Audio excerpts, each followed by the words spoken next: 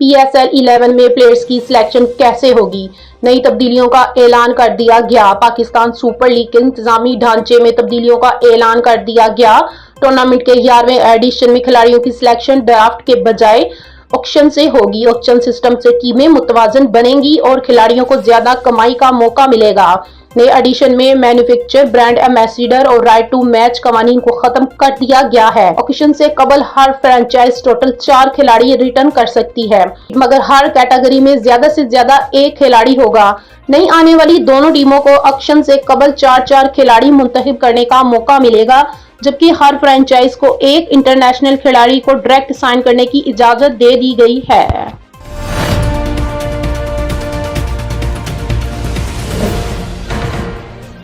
Australia ने दौरे पाकिस्तान के लिए 17 रुकनी स्क्वाड का ऐलान कर दिया। ऑस्ट्रेलिया ने दौरे पाकिस्तान के लिए 17 रुकनी स्क्वाड का ऐलान कर दिया।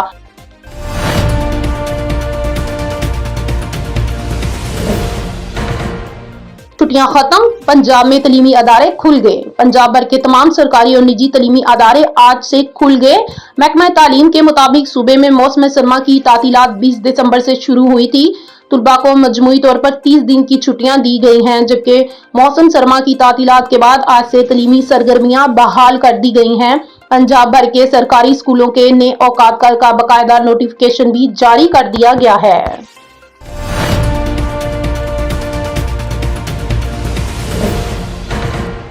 शामी हुकूमत और अमेरिकी हमायत याफ्ता STF में जंग बंदी होगी। शामी हुकूमत और गर्द क़यादत के दरमियान अहम पेशरफ्त सामने आई, जहां शामी हुकूमत और सीरियन डेमोक्रेट फोर्स के दरमियान तमाम मुहाज़ों पर फौरी और जामिया जंगबंदी पर इत्तफाक हो गया है। ये मुआहदा शिमाल मशरकी शाम में कई दिनों से जारी शदीद झड़पों के बाद तय पाया, जब शामी फौज ने कर्दों के ज़ेरे कंट्रोल इलाकों की जानिब पेशकदमी की।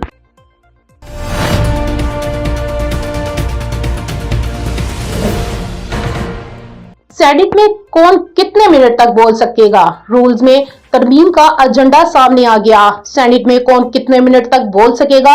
रूल्स में तरमीम का एजेंडा सामने आ गया। निजी टीवी की रिपोर्ट के मुताबिक पाकिस्तान पीपल्स पार्टी की सीनेटर कुरतुल्लैन मैरी आवान बाला में तकारीर में वक्त की हद मुतय्यन करने के हवाले से सेनेट रूल्स में तरमीम इजलास में पेश कर दी गई। तरमीम तजवीज़ की गई है कि कायदे आमान कायदे हज़्ब इख्तिलाफ या वुज़रा 20 मिनट जबकि अरकान 10 मिनट तकरीर कर सकेंगे। सेनेट इजलास का एजेंडा जारी कर दिया गया है।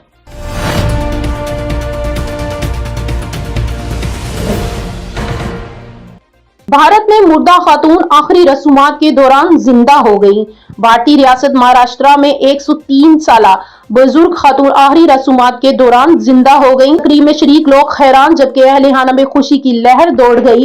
गैर मुल्की खबर रसान एजेंसी के मुताबिक महाराष्ट्र के नागपुर जिला के रुमेट इलाके में एक हैरत अंगेज और खुशी भरा वाकया पेश आया, जब फौतशुदा 103 साला बुजुर्ग खातून में अचानक जिंदगी के आसार नमूदार हो गए।